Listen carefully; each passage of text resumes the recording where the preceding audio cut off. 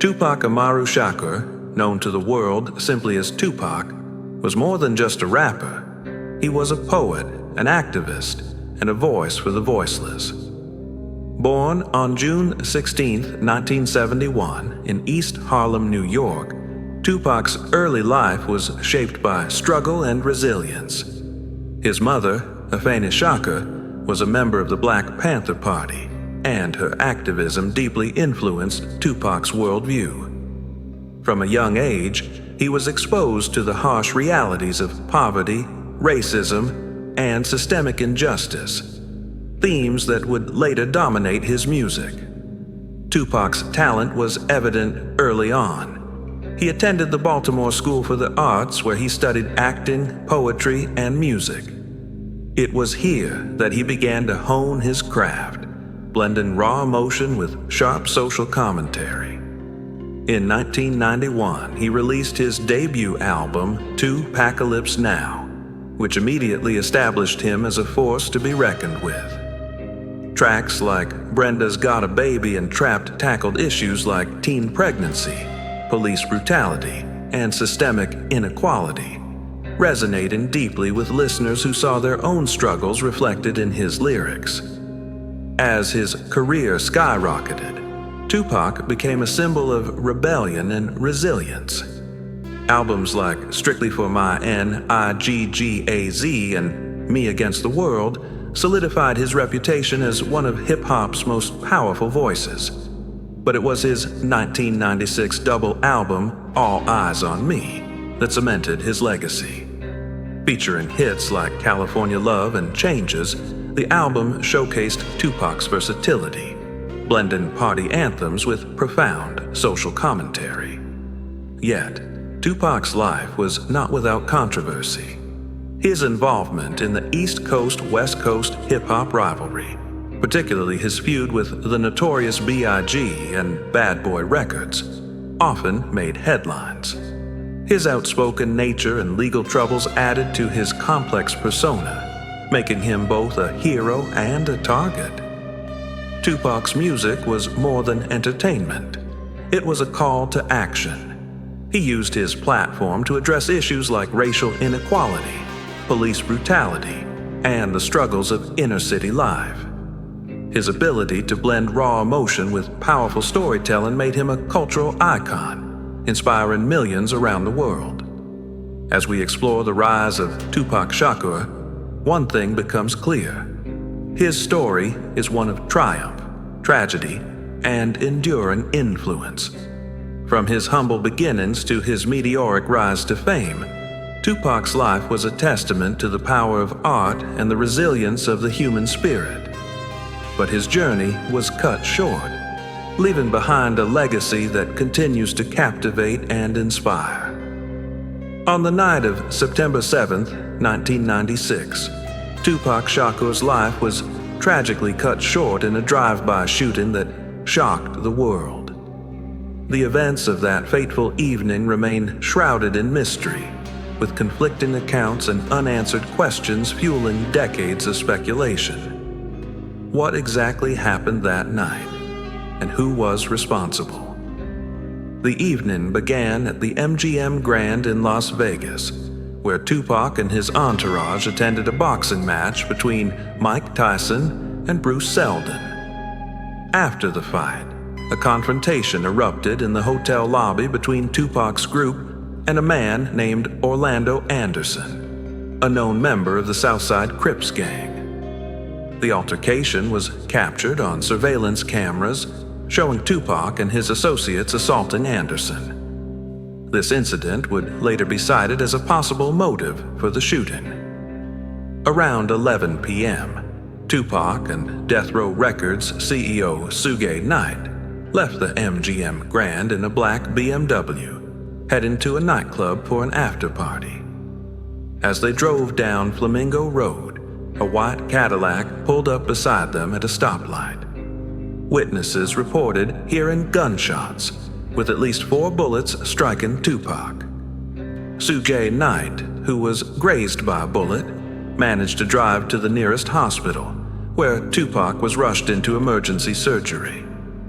Despite multiple surgeries, Tupac's condition worsened. He was placed on life support, but on September 13, 1996, he was pronounced dead at the age of 25. The news of his death sent shockwaves through the music world and beyond. Fans mourned the loss of a cultural icon, while investigators scrambled to piece together what had happened. The Las Vegas Police Department launched an investigation, but the case quickly grew cold. Witnesses were reluctant to come forward, and key pieces of evidence were never found. The white Cadillac used in the shooting was discovered weeks later, burned and abandoned, with no usable evidence left behind. In the years since, numerous theories have emerged about what happened that night. Some believe the shooting was retaliation for the altercation with Orlando Anderson, while others point to the East Coast-West Coast rivalry as a possible motive. Still, others suggest that Tupac's own entourage or even Suge Knight may have been involved. As we delve into the events of that tragic night, one thing becomes clear. The mystery surrounding Tupac's murder is as complex as the man himself. The lack of concrete answers has only deepened the intrigue, turning the case into one of the most enduring unsolved mysteries in music history. The murder of Tupac Shakur has spawned countless theories, each offering a different explanation for who was behind the shooting and why. From gang rivalries to industry conspiracies, the case is a tangled web of motives, suspects, and unanswered questions. What really happened that night in Las Vegas? And who wanted Tupac dead? One of the most prominent theories involves Orlando Anderson, the man Tupac and his entourage assaulted at the MGM Grand just hours before the shooting. Anderson, a member of the Southside Crips, was allegedly seeking revenge for the public beating. Witnesses claim to have seen Anderson in the white Cadillac used in the drive-by, but he was never formally charged. Anderson himself was killed in an unrelated gang shooting in 1998, taking any potential answers with him. Another theory points to the East Coast-West Coast hip-hop rivalry, which had escalated to dangerous levels by 1996. Tupac's feud with the notorious B.I.G. and Bad Boy Records, led by Sean Diddy Combs, was well documented. Some believe that Tupac's murder was orchestrated by figures within the East Coast hip-hop scene, though no concrete evidence has ever emerged to support this claim. The involvement of Suge Knight, Tupac's close associate and CEO of Death Row Records, has also been questioned. Knight was driving the car when Tupac was shot and was grazed by a bullet himself. However, some speculate that Knight may have had his own reasons for wanting Tupac out of the picture, particularly as tensions between the two had reportedly been rising in the months leading up to the shooting. Other theories suggest that Tupac's murder was tied to his activism and outspoken nature. As a vocal critic of systemic racism and police brutality, Tupac had made powerful enemies. Some believe that his death was a targeted hit designed to silence him, though this theory remains largely speculative. The lack of progress in the investigation has only fueled the speculation. Witnesses have been reluctant to come forward, and key pieces of evidence, such as the murder weapon and the white Cadillac, were never fully examined. In recent years, new leads have emerged, including claims from individuals who say they have information about the case. However, none of these leads have resulted in a breakthrough.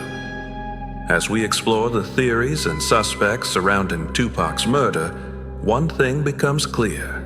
The case is as complex as the man himself. The truth may never be fully known, but the mystery continues to captivate and intrigue, keeping Tupac's legacy alive in the hearts and minds of fans around the world. Tupac Shakur's life was tragically cut short, but his legacy endures as one of the most influential figures in music history. His music, activism, and unapologetic honesty continue to resonate with fans around the world, while the mystery surrounding his murder remains one of the most enduring unsolved cases in popular culture. Tupac's impact on hip-hop and beyond cannot be overstated. Albums like Me Against the World and All Eyes on Me are considered classics, blending raw emotion with powerful social commentary.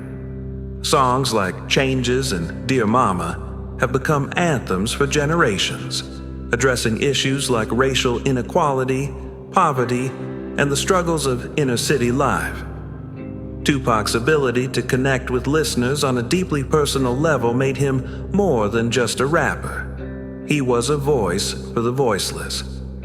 Beyond his music, Tupac's activism and outspoken nature left a lasting mark. He used his platform to address systemic injustice, police brutality, and the need for unity within the Black community. His poetry, interviews, and public speeches revealed a man who was deeply thoughtful and passionate about creating change.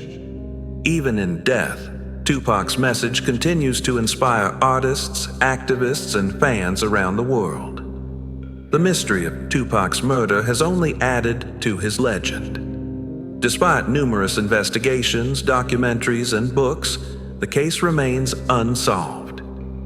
In 2018, the case saw renewed interest when a former gang member claimed to have information about the shooting. However, no arrests have been made, and the truth remains elusive. The fascination with Tupac's murder is not just about solving a crime. It's about understanding the man behind the music. Tupac's life was a reflection of the struggles and triumphs of an entire generation, and his death represents the fragility of life and the cost of speaking truth to power. As we reflect on Tupac's legacy, one thing becomes clear. His story is far from over. His music continues to inspire, his message continues to resonate, and the mystery of his murder continues to captivate. Whether the truth is ever uncovered, Tupac's impact on the world will endure, reminding us of the power of art, the importance of justice, and the enduring allure of the unknown.